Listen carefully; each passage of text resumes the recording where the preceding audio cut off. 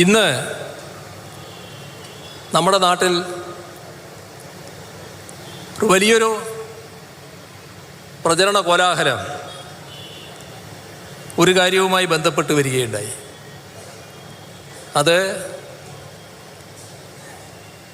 ഹിന്ദു പത്രം ഞാൻ ഡൽഹിയിലുള്ളപ്പോൾ എൻ്റെ ഒരു ഇൻ്റർവ്യൂ എടുത്തിരുന്നു.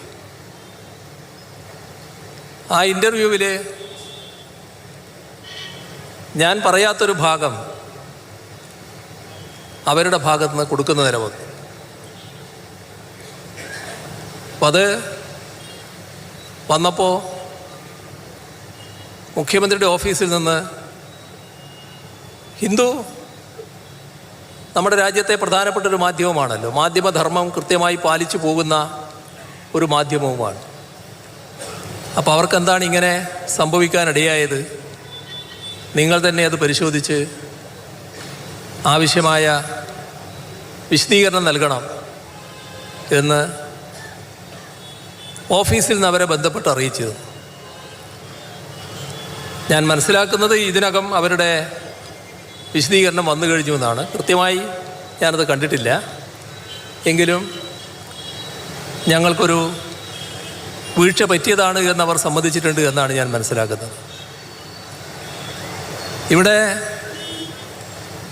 നമ്മുടെ സംസ്ഥാനത്തെ ഏതെങ്കിലും ഒരു ജില്ലയെയോ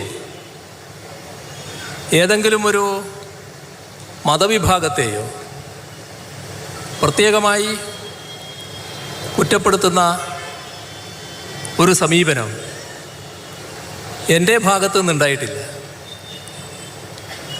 ഞാനീ മാധ്യമങ്ങളെ കാണുന്നതും ഇതുപോലുള്ള പൊതുവേദികൾ സംസാരിക്കുന്നതും വിരളമായിട്ടല്ലോ ദീർഘകാലം. മലപ്പുറത്തെ പൈശാചികവൽക്കരിക്കുന്ന പരാമർശങ്ങൾ വിവാദമായതിന് പിന്നാലെ ദ ഹിന്ദു അഭിമുഖത്തെ തള്ളിപ്പറഞ്ഞ് മുഖ്യമന്ത്രി രംഗത്ത് വന്നിരിക്കുന്നു. പറയാത്ത കാര്യങ്ങളാണ് അഭിമുഖത്തിൽ വന്നതെന്നും ഒരു പ്രദേശത്തെയും ദേശവിരുദ്ധ പ്രവർത്തനത്തോട് കൂട്ടിക്കെട്ടി പരാമർശം നടത്തിയിട്ടില്ലെന്നും മുഖ്യമന്ത്രി വിശദീകരിച്ചു. പിന്നാലെ മാപ്പപേക്ഷയുമായി ദ ഹിന്ദുവും രംഗത്തെത്തി. മുഖ്യമന്ത്രിക്ക് വേണ്ടി കേസൺ എന്ന PR ഏജൻസിയാണ് സമീപിച്ചതെന്നും ആ ഏജൻസി എഴുതി കൊടുത്തത് കൂടി അഭിമുഖത്തിൽ ഉൾപ്പെടുത്തിയെന്നും പത്രത്തിന്റെ വിശദീകരണ കുറിപ്പിൽ പറയുന്നു. ഇന്ന് സൂപ്പർ പ്രൈം ടൈം ചർച്ച ചെയ്യുന്നു. PR പാളിയോ? മലപ്പുറം പരാമർശത്തിൽ വെള്ളം കുടിക്കുന്നോ? എല്ലാം പബ്ലിക് റിലേഷൻസ് തന്ത്രമോ? പറയാത്ത കാര്യം വന്നത് എങ്ങനെയാണ്? ഈ ചർച്ചയിൽ Shri V Waseef CPM, Shri Raju P Nair Congress, Shri Shaji Raghavan BJP, Shri Shibu Meeran Muslim League എന്നിവർ. മുഖ്യമന്ത്രി ഇന്നത്തെ അദ്ദേഹത്തിന്റെ കോഴിക്കോട് പ്രസംഗത്തിൽ എന്താണ് പറഞ്ഞത് എന്ന് വിശദീകരിച്ചു. അദ്ദേഹം ഇതിന് തൊട്ടു മുമ്പ് നടത്തിയ വാർത്താ സമ്മേളനത്തിൽ PV അൻവറിന്റെ ആരോപണങ്ങൾ നിരാകരിച്ചുകൊണ്ട് നടത്തിയ വാർത്താ സമ്മേളനത്തിലും ഈ സ്വർണം പിടിച്ചതിന്റെയും ഹവാല പണം പിടിച്ചതിന്റെയും കണക്കുകൾ പറഞ്ഞിരുന്നു. നമുക്ക് ഈ അഭിമുഖത്തിനൊക്കെ മുമ്പ് കഴിഞ്ഞ മാസം 21-ാം തീയതി നടത്തിയ അദ്ദേഹത്തിന്റെ പത്രസമ്മേളനത്തിന്റെ ആ ക്ലിപ്പ് കൂടി ഒന്ന് കണ്ടതിന് ശേഷം നമുക്ക് ചർച്ചയിലേക്ക് പോകാം. ഇപ്പോൾ 3 വർഷം എടുത്താൽ 147.79 കിലോ സ്വർണം പിടികൂടി. അതിൽ മലപ്പുറം ജില്ലയിൽ മാത്രം പിടികൂടിയത് 124.47 കിലോ സ്വർണമാണ്. 2020 മുതൽ സംസ്ഥാനത്താകെ 122.5 കോടി രൂപയുടെ ഹവാല പണമാണ് പോലീസ് പിടിച്ചെടുത്തത്. അതില് 87.22 കോടി 22 ലക്ഷം രൂപ മലപ്പുറത്ത് നിന്നാണ്. കരിപ്പൂർ വിമാനത്താവളം വഴി വലിയ തോതിൽ സ്വർണവും ഹവാലപ്പണവും വരുന്നുവെന്നാണ് ഈ കണക്കുകൾ സൂചിപ്പിക്കുന്നത്. ശരി, ഇതാണ് മുഖ്യമന്ത്രി 21-ാം തീയതി പറഞ്ഞത്. ശ്രീ വി വസീഫ്, മുമ്പ് പഴയ വിജയൻ ഫാസിസത്തെ നേരിട്ടുകൊണ്ടിരുന്നത് RSSന്റെ ഊരിപ്പിടിച്ച വടിവാളുകൾക്ക് നടുവിലായിരുന്നെങ്കിൽ പുതിയ വിജയൻ ഫാസിസത്തെ നേരിടുന്നത് 2 PR എക്സിക്യൂട്ടീവുകളെ അപ്പുറത്തും ഇപ്പുറത്തും നിർത്തിക്കൊണ്ടാണോ?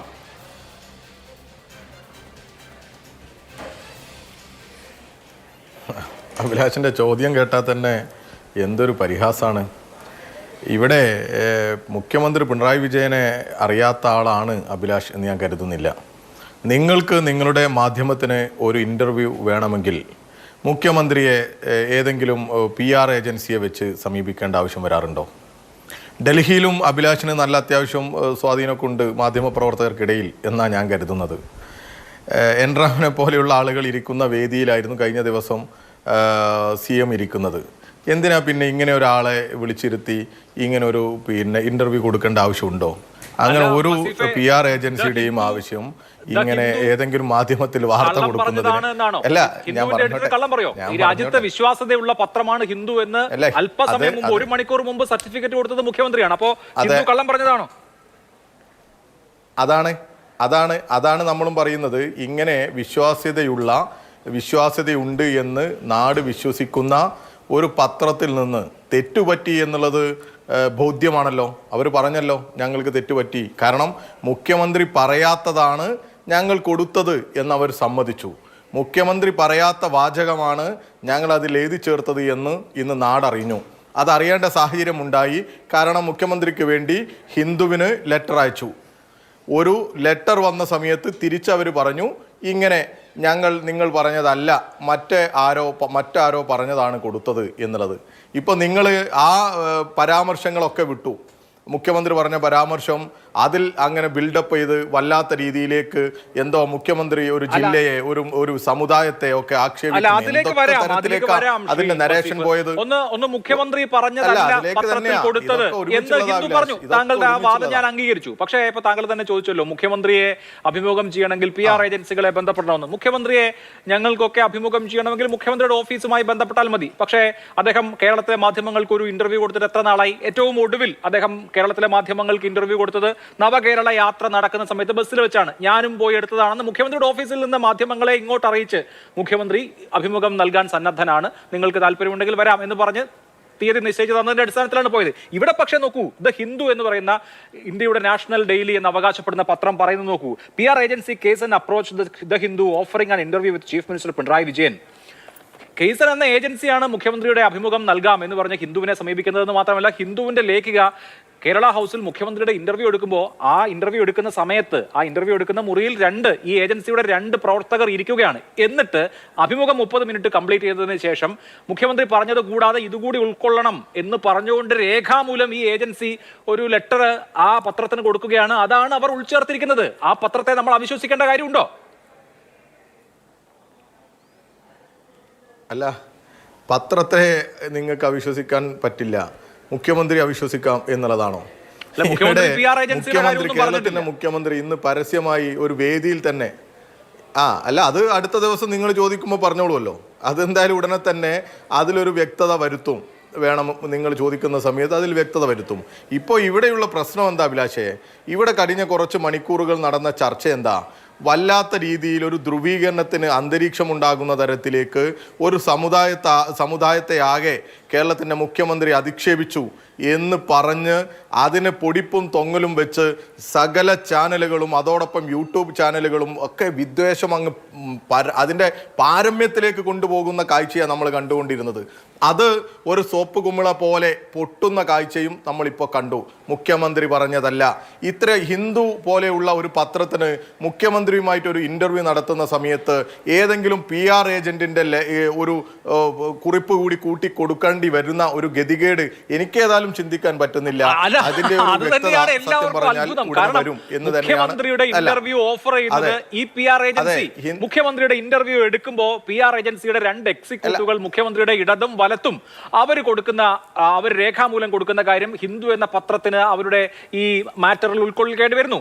3 ആഴ്ച മുൻപ് ഗൾഫിലെ ഖലീജ് ടൈംസിനും ഇതേ PR ഏജൻസിയാണ് പിണറായി വിജയന്റെ അഭിമുഖം കൊടുക്കുന്നത്. അപ്പോൾ ഇതൊരു പബ്ലിക് റിലേഷൻ എക്സസൈസായി മാത്രം മാറുന്നതിന്റെ ഒരു വല്ലാത്ത അവസ്ഥ കൂടി ഉണ്ടല്ലോ ശ്രീ വസീഫ്. നോക്കൂ, ഈ ഹിന്ദു എന്ന് പറയുന്ന പത്രം ഇംഗ്ലീഷ് ദേശാഭിമാനി എന്ന് പലരും പരിഹസിക്കാറുണ്ട്. ഇടതുപക്ഷത്തിന് നല്ല ഇടം നൽകുന്ന SFIയുടെ പഴയ നേതാവ് N. റാം അതിന്റെ അധ്യക്ഷം വഹിക്കുന്ന മുഖ്യമന്ത്രി പിണറായി വിജയനെ മുക്തകണ്ഠം പ്രശംസിക്കാറുള്ള, കേരളത്തിൽ ഇടതുഭരണം വേണമെന്ന് ഈ കഴിഞ്ഞ തെരഞ്ഞെടുപ്പിൽ കൂടി അഭിപ്രായപ്പെട്ട N. റാമിന്റെ നേതൃത്വത്തിൽ അല്ലെങ്കിൽ അദ്ദേഹത്തിന്റെ അനുഗ്രഹാശിസുകളിൽ നടക്കുന്ന ഒരു പത്രം അതെങ്ങനെയാണ് വേറൊരു നിലപാടെടുക്കുക?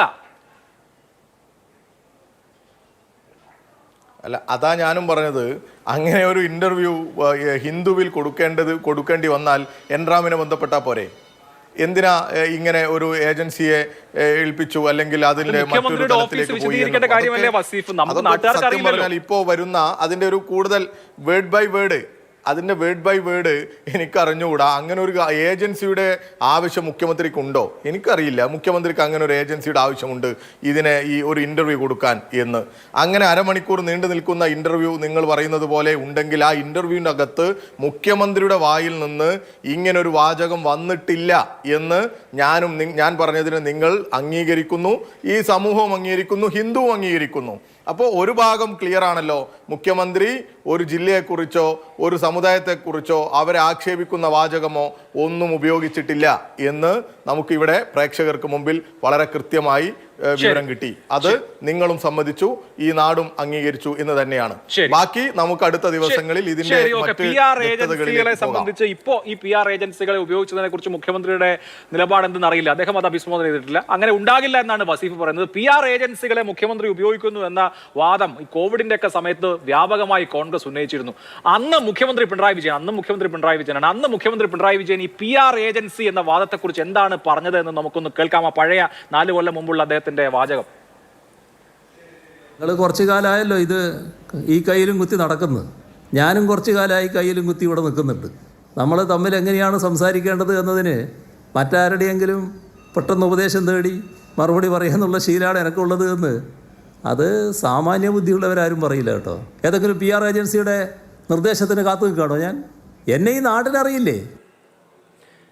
നാടിനറിയില്ലേ? ഏതെങ്കിലും PR ഏജൻസിയുടെ വക്കാലത്തിന് നിൽക്കണോ ഞാനും നിങ്ങളും തമ്മിൽ സംസാരിച്ചാൽ പോരെ? കുറെ കാലമായി ഞാനും നിങ്ങളും കയ്യിൽ കുത്തി നടക്കുകയല്ലേ എന്നാണ് അന്ന് മുഖ്യമന്ത്രി പറഞ്ഞത്. PR ഏജൻസി എന്ന ആരോപണം ഉന്നയിച്ചപ്പോൾ എന്തായാലും കേസർ എന്ന PR ഏജൻസിയാണ് ഖലീജ് ടൈംസിനും അതുപോലെ ദ ഹിന്ദുവിനും മുഖ്യമന്ത്രിയുടെ അഭിമുഖം നൽകിയത് എന്നാണ് ഇപ്പോൾ വരുന്ന വാർത്ത. അങ്ങനെ അല്ലെങ്കിൽ മുഖ്യമന്ത്രി നിഷേധിക്കട്ടെ. ഇതായിരുന്നു അദ്ദേഹത്തിന്റെ PR ഏജൻസിയെ കുറിച്ചുള്ള പരമ്പരാഗത നിലപാട്. ശ്രീ ഷിബു മീരാൻ, ഇന്ന് മുഖ്യമന്ത്രി വിശദീകരിച്ചു, ഒരു ജില്ലയോടും ഒരു ജനസമൂഹത്തോടും പ്രത്യേക തരത്തിലുള്ള ഒരു വിവേചന നിലപാടും ഇല്ല. മുഖ്യമന്ത്രി മലപ്പുറത്ത് ദേശവിരുദ്ധ പ്രവർത്തനം നടക്കുന്നു എന്ന് പറഞ്ഞിട്ടില്ല. മുഖ്യമന്ത്രി അങ്ങനെ പറഞ്ഞതായി തെറ്റായി ഇന്റർവ്യൂവിൽ വന്നതാണ്, അദ്ദേഹത്തിന്റെ വാക്കുകളല്ല എന്നത് ഹിന്ദു ദിനപത്രവും വിശദീകരിക്കുമ്പോൾ ആ കാര്യം മനസ്സിലാക്കാൻ കഴിയുന്നതല്ലേ, ബോധ്യം വരുന്നതല്ലേ? താങ്കൾ കൺവിൻസ്ഡ് അല്ലേ ആ കാര്യത്തിൽ? ഒരു നിലക്കും ബോധ്യം വരുന്നതല്ല അഭിലാഷ്. നമുക്കിതിന്റെ ക്രമത്തിലൊന്ന് മനസ്സിലാക്കാം. ഇപ്പോൾ ദ ഹിന്ദുവിൻ്റെ ശോഭന നായർ മുഖ്യമന്ത്രി ഇന്റർവ്യൂ ചെയ്തിട്ടുണ്ട്. അത് പിണറായി വിജയൻ ഇന്ന് നിഷേധിച്ചിട്ടില്ല. ഹിന്ദു പറയുന്നു ഞങ്ങൾ അവിടെ ചെല്ലുമ്പോൾ അവിടെ 2 പേർ ഉണ്ടായിരുന്നു. ആ ഉണ്ടായിരുന്ന 2 പേർ എവിടെയാണ് അഭിലാഷ് ഇരിക്കുന്നത്? പിണറായി വിജയന്റെ മുറിയിലാണ്. കടക്ക് പുറത്ത്, കേരളത്തിലെ മാധ്യമങ്ങൾക്ക് ഓർമ്മയില്ലേ, അങ്ങനെ അനുവാദമില്ലാതെ ഒരാൾക്ക് പോയിരിക്കാവുന്ന കസേരയല്ല പിണറായി വിജയന്റെ മുറിക്കകത്ത കസേര. അപ്പൊ അവർ 2 പേരും മാനത്തൊന്നും പൊട്ടി വീണതല്ല. അവരവിടെ വന്നിരുന്നത് മുഖ്യമന്ത്രിയായിട്ടുള്ള പിണറായി വിജയന്റെ അനുവാദത്തോടെയും സമ്മതത്തോടെയുമാണ്. കേസൺ എന്ന് പറയുന്ന ഏജൻസിയുടെ ആളുകളാണ് ഇന്റർവ്യൂ ഫെസിലിറ്റേറ്റ് ചെയ്യുന്നത്. അവരതിന്റെ ഔദ്യോഗിക നടത്തിപ്പുകാരാണ്. ഞാൻ അതിലേക്ക് വരികയാണ് അഭിലാഷ്. ഹിന്ദു പറയുന്നു ഇവർ തന്ന ഒരു കുറിപ്പാണ്. മുഖ്യമന്ത്രി പറയുന്നു ഞാൻ അങ്ങനെ പറഞ്ഞിട്ടില്ല. എനിവിടെ വിശദീകരിക്കേണ്ടതാരാണ്? ഈ കേസൺ എന്ന് പറയുന്ന ഏജൻസിയാണ്. ആ ഏജൻസി ഇപ്പോൾ മാതൃഭൂമി തന്നെ വൈകിട്ട് റിപ്പോർട്ട് അനുസരിച്ചാണെങ്കിൽ അവരുടെ ഓഫീസൊക്കെ പൂട്ടി അവരുടെ പ്രധാനപ്പെട്ട ആൾക്കാരൊക്കെ ഇന്ന് വൈകിട്ടത്തോടെ കാണാണ്ടായിട്ടുണ്ട്. ഇനി അവിടെ ഇരിക്കട്ടെ. ഞാൻ ചോദിക്കട്ടെ, ഞങ്ങളിപ്പോൾ ഈ കയ്യിൽ കുത്തുന്ന വർത്തമാനം ഇപ്പം മാതൃഭൂമി പ്രസിദ്ധീകരിച്ച് ഇപ്പോൾ നിങ്ങൾ കേൾപ്പിച്ചല്ലോ. ഞങ്ങൾ നേരത്തെ പറഞ്ഞതല്ലോ ഒരു PR ഏജൻസി മൂപ്പരുടെ മുഖം മിനുക്കാൻ പണിയെടുക്കുന്നുണ്ടെന്ന്. ഈ കേസൺ എന്ന് പറയുന്ന ഏജൻസി ഇവരെ ചുമതലപ്പെടുത്തിയിട്ടുണ്ടോ? ചുമതല സൗജന്യമായിട്ട് ഇവർ ജോലി ചെയ്ത് കൊടുക്കില്ലല്ലോ. ഇവർക്ക് പണം കൊടുക്കുന്നുണ്ടോ? അത് കേരളത്തിന്റെ പൊതുഖജനാവിൽ നിന്നാണോ കൊടുക്കുന്നത്? ഇതൊക്കെ അറിയാൻ ഇപ്പോൾ കേരളത്തിന് അവകാശമുണ്ട്. മുഖ്യമന്ത്രി ഞാൻ പറഞ്ഞിട്ടില്ല എന്ന് പറഞ്ഞാൽ തീരുന്നതാണ് ഇവിടുത്തെ വിഷയം. മുഖ്യമന്ത്രിയുടെ കൂടെ ഉണ്ടായിരുന്ന എന്ന് വെച്ചാൽ മുഖ്യമന്ത്രി ഒഫീഷ്യലായി ചുമതലപ്പെടുത്തിയവർ എന്ന് വിശ്വസിക്കേണ്ടവർ കൈമാറിയ കുറിപ്പാണ്. ഇനി ഒന്നുകൂടി ഞാൻ ചോദിക്കട്ടെ, ഇപ്പൊ മുഖ്യമന്ത്രി ഇതിൽ നിന്ന് തടിയൂരാൻ ശ്രമിക്കുന്നുണ്ട് എങ്കിൽ കൂടി സെപ്റ്റംബർ 21 വാർത്താ സമ്മേളനം ഈ ചർച്ച ആരംഭിക്കുന്നതിന് മുൻപ് അഭിലാഷ് പ്രക്ഷേപണം ചെയ്തില്ലേ? ഈ മലപ്പുറത്തിന്റെ കണക്ക് എന്താ? തിരുവനന്തപുരം എയർപോർട്ടിന്റെ കണക്ക് പിണറായി വിജയൻ വായിച്ചിട്ട് കൊണ്ട് പുറത്തേക്ക് വരാത്തത്. തിരുവനന്തപുരം എയർപോർട്ടിലെ സ്വർണ്ണക്കടത്തിന്റെ കണക്ക് വായിക്കാൻ പോയാൽ അവസാനം പിടിച്ച ഒരു 14 കിലോ സ്വർണം അത് 30 കോടിക്ക് വരും. അതിനു മുൻപ് എത്ര തവണ സ്വർണം വന്നു നമുക്കറിയില്ല.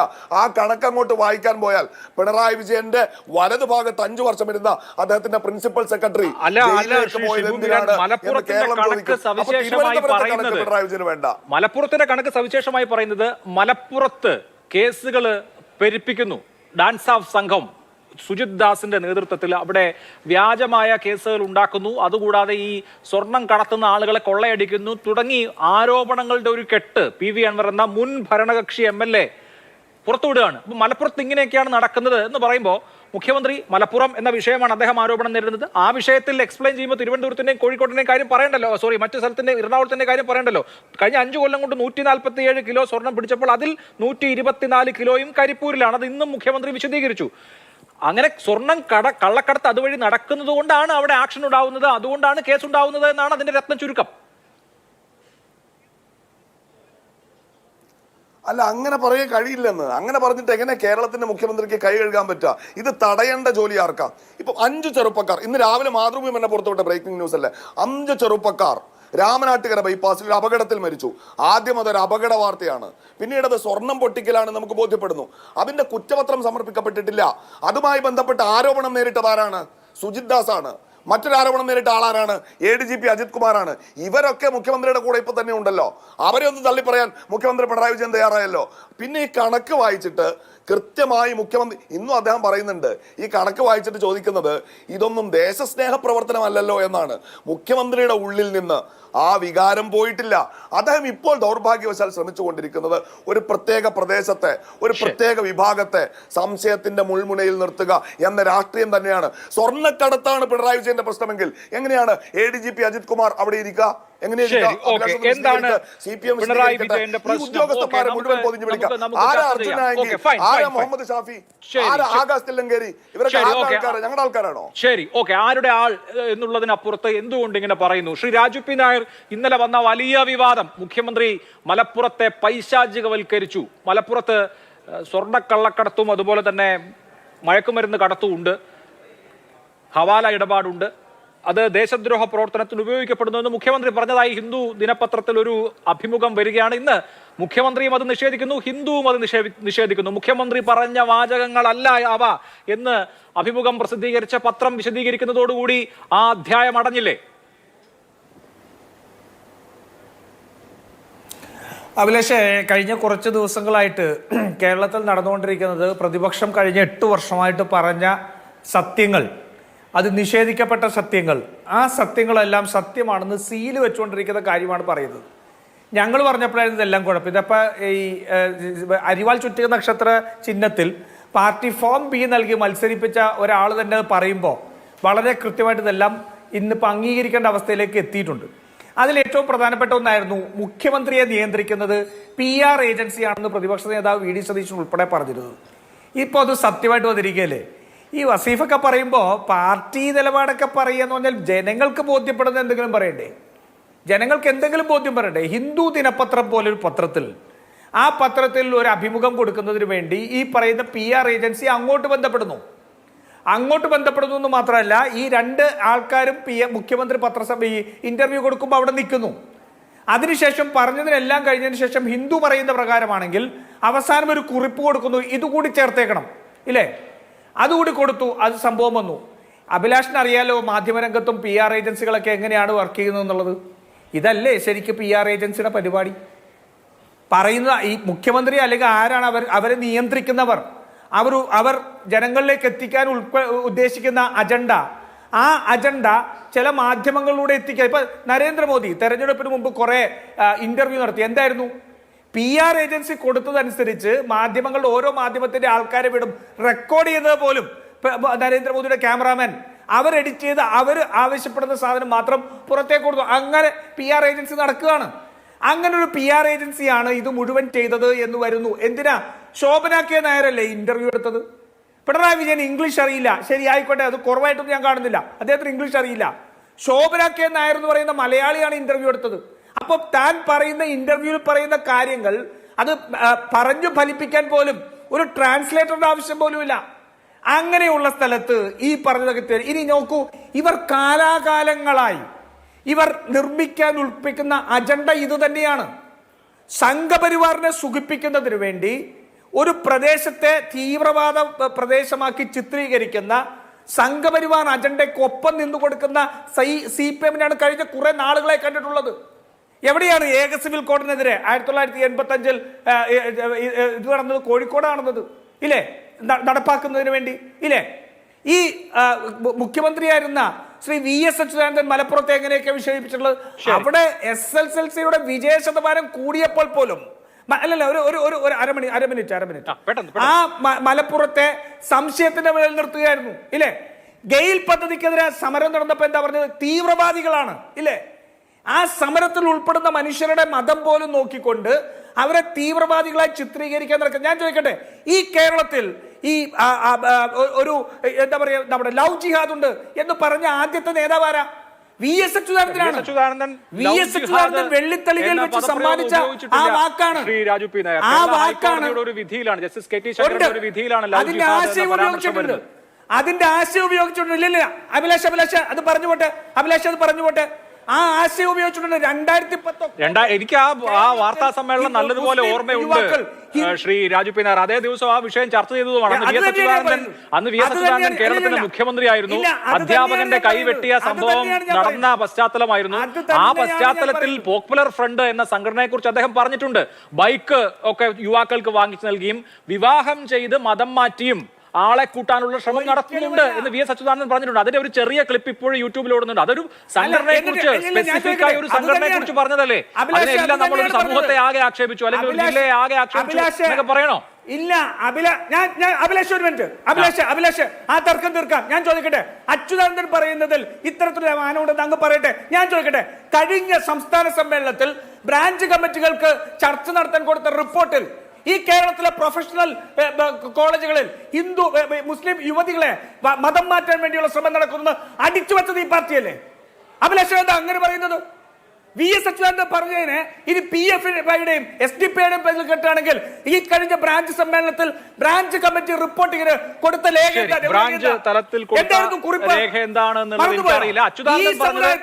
ഈ സംഭവമാണ്. അച്യുതാനന്ദൻ പറഞ്ഞത് ഒരു സംഘടനയെ കുറിച്ചാണ്. എനിക്കറിയാം, ഞാൻ പറഞ്ഞുതരാം. ഞാൻ വായിച്ചു കേൾപ്പിക്കാം. ശരി, അതിന് വസീഫ് മറുപടി പറയട്ടെ. അങ്ങനെ ബ്രാഞ്ച് സമ്മേളനത്തിൽ വായിക്കാനുള്ള രേഖയിൽ എന്താണ് വിവാഹം സംബന്ധിച്ച് പറയുന്നത് എന്നുള്ളത് വസീഫ് മറുപടി പറയട്ടെ. ഓക്കെ, എനിക്ക് BJPയുടെ പ്രതിനിധിയിലേക്ക് കൂടി പോകണം. ശരി, ശ്രീ ഷാജി രാഘവൻ, ഇന്നിപ്പോ മുഖ്യമന്ത്രി എന്താണ് പറഞ്ഞത് എന്ന് വിശദീകരിക്കുന്നു. ഒപ്പം പറയുന്നു, മലപ്പുറത്തിന്റെ മതനിരപേക്ഷ മനസ്സ് എല്ലാവർക്കും അറിയാം. മതനിരപേക്ഷ മനസ്സ് ദൃഢപ്പെടുത്തുന്ന പരിപാടികളാണ് വേണ്ടത്. ഭൂരിപക്ഷ വർഗീയതയും ന്യൂനപക്ഷ വർഗീയതയും ഒരേപോലെ എതിർക്കലാണ് ഞങ്ങളുടെ നിലപാട് എന്ന് CPM പറയുമ്പോൾ, അല്ലെങ്കിൽ പിണറായി വിജയൻ പറയുമ്പോൾ അതിൽ പ്രകടമായ നയം മാറ്റമോ ലൈൻ മാറ്റമോ ഒന്നുമില്ല. CPM ഈ ലോക്സഭാ തെരഞ്ഞെടുപ്പിന്റെ തിരിച്ചടിക്ക് ശേഷം ഒരു പ്രത്യേക നിലയിൽ മാറുന്നു എന്നൊക്കെയുള്ളത് ഒരു അതിവായനയല്ലേ? യഥാർത്ഥത്തിൽ അങ്ങനെ ഉണ്ടോ? യഥാർത്ഥത്തിലുള്ള നിലപാടിൽ നിന്ന്, മുമ്പുള്ള നിലപാടിൽ നിന്ന് എന്തെങ്കിലും വ്യത്യാസം ഇപ്പോഴത്തെ നിലപാടിലുണ്ടോ?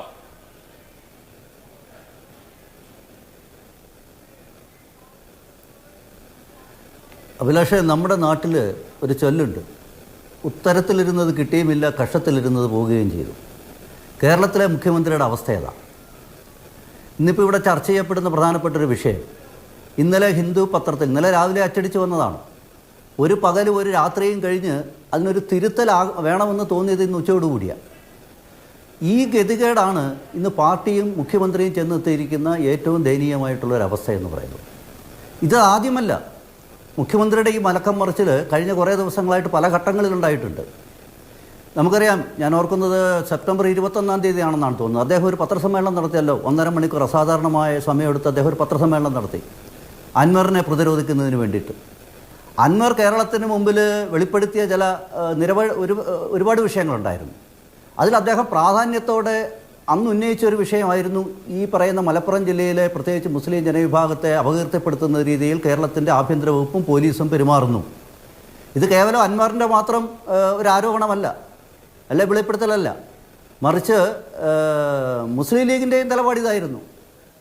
അതുകൊണ്ടാണല്ലോ മുഖ്യമന്ത്രി അൻവർ ആദ്യം ഈ ആവശ്യം ഉന്നയിച്ചതിന് ശേഷം മണിക്കൂറുകൾക്കകം മലപ്പുറം ജില്ലയിലെ 7-8 പോലീസ് ഉദ്യോഗസ്ഥന്മാരെ അദ്ദേഹം സ്ഥലം മാറ്റി.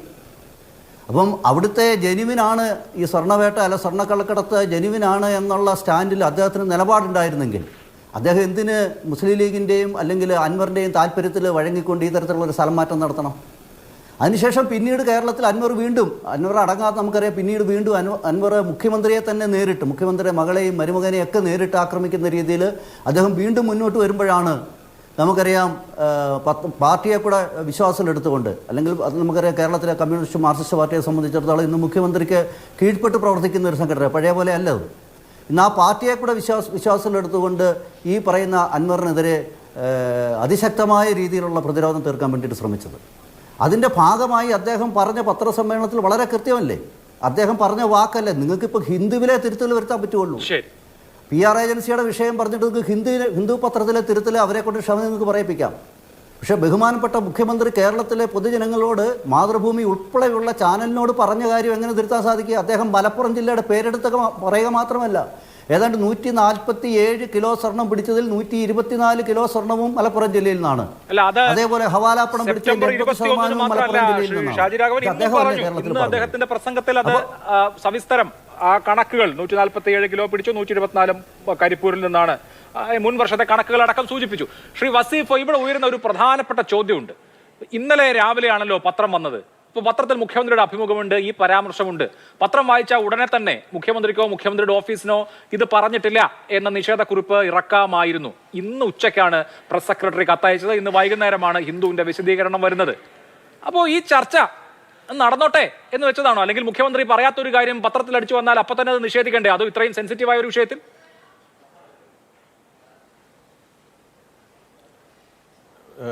അഭിലാഷേ, നിങ്ങൾ ഈ പത്രങ്ങളിലും അതേപോലെ ഈ മുസ്ലിം ലീഗും ജമാഅത്തെ ഇസ്ലാമിയും ഒക്കെ ഉണ്ടാക്കുന്ന ഓരോ വിവാദങ്ങളും അതാത് സമയത്ത് ഇങ്ങനെ അതൊന്നൊരു നമ്മുടേതായ സമയമെടുത്ത് അല്ലെങ്കിൽ അതിൻ്റെ ഒരു ആലോചന നടത്തിയൊക്കെ അല്ലേ ഇത് ചെയ്യുക. ഇത് ആ സ്പോട്ടിൽ തന്നെ ഇവരെല്ലാം ഇങ്ങനെ പ്രതികരിക്കണം എന്നൊക്കെ പറഞ്ഞ് അങ്ങ് വാശി പിടിക്കുന്നതിൽ അർത്ഥമില്ല. ഇന്ന് കത്തൊക്കെ കൊടുത്ത് വളരെ കൃത്യമായി സംഗതി വന്നല്ലോ, പിന്നെ എന്തിനാ അതിൻ്റെ പിന്നാലെ പോകുന്നത്? ഇപ്പോൾ ഇവിടെ തന്നെ നോക്കൂ, നിങ്ങളിപ്പോൾ ഇരുത്തിയത് ഒന്ന് കോൺഗ്രസും ഒന്ന് മുസ്ലിം ലീഗുമാണ്. എന്തിനാ ഒരു ചർച്ചയിൽ അങ്ങനെ ഒരു കോൺഗ്രസും മുസ്ലിം ലീഗും ഇരുത്തേണ്ട ആവശ്യം? അങ്ങനെ ആവശ്യമുണ്ടോ? ഈ രാജു പി നായർക്ക് മലപ്പുറത്തെക്കുറിച്ച് പറയാൻ അർഹത ഇല്ല എന്ന് മാതൃഭൂമിക്ക് എന്തെങ്കിലും തോന്നലുണ്ടോ? അല്ലെങ്കിൽ കോൺഗ്രസ് മുസ്ലിം ലീഗ് ഇല്ലാതെ കോൺഗ്രസിന് മലപ്പുറത്തെ സപ്പോർട്ട് ചെയ്ത് പറയാൻ പറ്റില്ല എന്നാണോ? ഇപ്പൊ ഇവിടെയൊക്കെ ഉള്ള ഒരു ചർച്ചയും ഞാൻ പറഞ്ഞോട്ടെ അഭിലാഷ്, ഇവിടെ 3 പേരും നിങ്ങൾ 3 പേരും നിങ്ങളും ഞാൻ ഒറ്റക്കുമാണ്. അപ്പൊ എന്റെ ഇങ്ങനെ ഇടയിൽ കയറി എന്നെ ഇങ്ങനെ വല്ലാതെ ബുദ്ധിമുട്ടാക്കല്ലേ, അങ്ങനെ ചെയ്യല്ലേ. നിങ്ങൾ മുസ്ലിം ലീഗിനെ ഒരു ഭാഗത്ത് ഇരുത്തുന്നു, കോൺഗ്രസിനെ ഇരുത്തുന്നു, BJP ഉണ്ട്, നിങ്ങളും ഉണ്ട്, ഞാൻ ഒറ്റക്കുമാണുള്ളത്. അപ്പോൾ കോൺഗ്രസിലെ രാജു പി നായർക്ക് മലപ്പുറത്തെ കുറിച്ച് പറയാൻ പറ്റില്ല എന്നുള്ളത് കൊണ്ടാണോ ഈ മുസ്ലിം ലീഗ് പ്രതിനിധിയെ കൊണ്ടുവന്ന് ഇരുത്തുന്നത് എന്നുള്ളൊരു എന്റെ സ്വാഭാവികമായിട്ടുള്ള ഒരു സംശയമാണ്. അത് പ്രേക്ഷകർക്ക് ഉണ്ടാവും. അതുകൊണ്ടാണ് ഞാനത് അല്ല, ഞങ്ങളുടെയും ഘടകകക്ഷികളൊക്കെ ഉണ്ടല്ലോ, വേണമെങ്കിൽ ഞങ്ങളെയും ഘടകകക്ഷികളൊക്കെ ഉണ്ട് അഭിലാഷ്, ഞങ്ങൾക്കും ഘടകകക്ഷികളൊക്കെ ഉണ്ട് മലപ്പുറത്ത്, ഞങ്ങൾക്കും ഘടകകക്ഷികളുണ്ട് മലപ്പുറത്തും ഉണ്ട്, അതിന് പുറത്തുണ്ട് ഒക്കെ ഉണ്ട്. നിങ്ങൾക്ക് ഘടകകക്ഷികളില്ല പാർട്ടിയല്ലേ ഞങ്ങള്, നിങ്ങളത് ഇരുത്തുന്നില്ല. നിങ്ങൾ അങ്ങനെ ഇരുത്തുന്നില്ല. ഇതിൽ സത്യത്തിൽ ഞങ്ങൾക്കല്ലേ നിങ്ങളുടെ ഒരു കാഴ്ചയിലാണ് ഒരാളെയും കൂടി എനിക്ക് കൂടി തരണ്ടേ? ഞങ്ങളുടെ ഭാഗം കൂടി CPM-ന് വേണ്ടി ഇടതുപക്ഷത്തിന് വേണ്ടി സംസാരിക്കാൻ ഒരാളെ കൂടി ഇരുത്താം. അതൊക്കെ അതവിടെ ഇരിക്കട്ടെ. ഇവിടെ യഥാർത്ഥത്തിൽ നിങ്ങൾ ആലോചിച്ച് നോക്കും, നേരത്തെ ഖുർആന്റെ ഉള്ളിൽ സ്വർണം നടത്തി എന്ന പ്രചരണം നടത്തി ബെന്നി ബെഹ്നാൻ അവിടെ കേന്ദ്ര ഗവൺമെന്റിന് കത്തയച്ചില്ലേ? അതുകൊണ്ട് ഇവർ ഉദ്ദേശിച്ചത് എന്താ? അന്നൊരാളും പറഞ്ഞില്ലല്ലോ ഇതെന്തോ മതവിരുദ്ധമാണ്, ഇത് ഈ ഖുർആന്റെ വാചകം ഉപയോഗിച്ചത് തെറ്റായിപ്പോയി, അങ്ങനെയൊന്നും ഇവരാരും പറയാൻ വന്നിട്ടില്ലല്ലോ. വന്നോ? ഇവര് വന്നില്ല. പിന്നെ ഇപ്പൊ ഇവർ പറയുന്നു തിരുവനന്തപുരത്ത് പിടിച്ചതിന്റെ കണക്ക് പറയുന്നില്ല. ഇവിടെ ആന എന്ന് പറയുമ്പോൾ ചേന എന്ന് പറയരുത്. ഇവിടെ ഈ സ്വർണം എന്തിനാ ഈ ചർച്ചയൊക്കെ വന്നത്? ഇവിടെ ഇവർ ബോധപൂർവമായി ഒരു ചർച്ച ഉണ്ടാക്കി കൊണ്ടുവരിക. മലപ്പുറത്ത് കേസ് കൂടുതലാണ് എന്നുള്ളതാ. യഥാർത്ഥത്തിൽ ആ കണക്ക് തന്നെ തെറ്റാ. എന്നാൽ ആ കേസ് കൂടുതലുള്ളതിൽ ഇങ്ങനെ ഒരു ഭാഗമുണ്ട് എന്നുള്ള ഒരു അവതരണം മുഖ്യമന്ത്രി നടത്തി. അവിടെ ഇത്ര കേസുകൾ പിടിച്ചിട്ടുണ്ട്, അതിൽ സ്വർണ്ണ കേസുകളുണ്ട്. ഈ കരിപ്പൂർ എയർപോർട്ട്, കാലിക്കറ്റ് എയർപോർട്ട് എന്ന് പറയുന്ന എയർപോർട്ട് മലപ്പുറത്തായി പോയി എന്നുള്ളത് കൊണ്ട് ഈ മുസ്ലിം ലീഗും ജമാഅത്തെ ഇസ്ലാമിയും SDP ഒക്കെ കരുതുന്നത് ഇവർക്കെതിരെ മിണ്ടാതിരിക്കണമെന്നാ. വേറെ എവിടെയെങ്കിലും പോയി പറഞ്ഞാൽ മതി. ഷിബു മീരാൻ, അൻവറും CPM-ഉം തമ്മിൽ തർക്കമുണ്ട്. അതിപ്പോ പരസ്യമായ വാദപ്രതിവാദങ്ങളിലേക്ക് കടന്നിരിക്കുന്നു. അൻവറിന്റെ രാഷ്ട്രീയം മുന്നോട്ട് കൊണ്ടുപോകാനുള്ള അവകാശമുണ്ട്. അതിനപ്പുറത്ത് ഞാൻ അങ്ങനെയൊക്കെ വരാം. ഞാൻ സംസാരിച്ചോണ്ടിരിക്കുമ്പോൾ നിങ്ങൾ ഇങ്ങനെ ഇപ്പൊ തന്നെ വരാം. ഈ ഒരു ചെറിയ കൂട്ടിച്ചേർക്കൽ ഇപ്പൊ തന്നെ താങ്കളിലേക്ക് വരും. അല്ല, അത് അങ്ങനെയാണെങ്കിൽ നിങ്ങൾ ചർച്ച നടത്തിക്കോ അഭിലാഷ്. ഞാനില്ല, വെറുതെ വളരെ ബുദ്ധിമുട്ടായി ഇന്നത്തെ ചർച്ചയ്ക്ക് വന്നത്. നിങ്ങൾക്ക് ഇതൊരു ഇടവേളയുടെ സമയം വന്നതുകൊണ്ടാണ് ഞാൻ താങ്കളുടെ ഇടവേള കൊടുത്തത്. പറഞ്ഞോ. അല്ല, ഞാൻ ഇവിടെ തുടക്കം മുതലേ പറഞ്ഞു, നേരത്തെ പറഞ്ഞു, ഇവിടെ കേരളത്തിൽ CPM-നെ ഒറ്റ തിരിഞ്ഞ് ആക്രമിക്കാൻ ബോധപൂർവമായി പരിശ്രമിക്കുന്ന ഒരു വലിയ വിഭാഗമുണ്ട്. അതിലൊരു തർക്കവുമില്ല. അതിൽ മാധ്യമങ്ങളുണ്ട്, ഇവിടുത്തെ വലതുപക്ഷമുണ്ട്. ഇപ്പോഴാണെങ്കിൽ ഞാൻ നേരത്തെ അവസാനിപ്പിച്ച ഒരു ചോദ്യം എന്തെന്ന് വെച്ചാൽ, ബി സ്ട്രെയിറ്റ് ആണ്, രാജു പി നായരോടാണ്. ഈ ജമാഅത്തെ ഇസ്ലാമിയെ കുറിച്ച് നിങ്ങളുടെ അഭിപ്രായം എന്താ? SDPIയെ കുറിച്ച് നിങ്ങളുടെ അഭിപ്രായം എന്താ? ജമാഅത്തെ ഇസ്ലാമിയുടെ എല്ലാ ഉപദേശവും കേട്ടിട്ടാണ് ഇന്ന് കേരളത്തിലെ മുസ്ലിം ലീഗ് പ്രവർത്തിക്കുന്നത്, അല്ല എന്ന് പറയാൻ പറ്റുമോ? ഈ ജമാഅത്തെ ഇസ്ലാമിയുടെ ഉപദേശം കേട്ടിട്ടാണ് കേരളത്തിലെ ഈ ന്യൂനപക്ഷങ്ങളുമായി ബന്ധപ്പെട്ട വിഷയങ്ങളിൽ ഇന്ന് കോൺഗ്രസ് നിലപാട് പറയുന്നത്. അത് നിങ്ങൾക്ക് ഏത് നിലപാടെടുത്ത് നോക്കിയാലും മനസ്സിലാക്കും.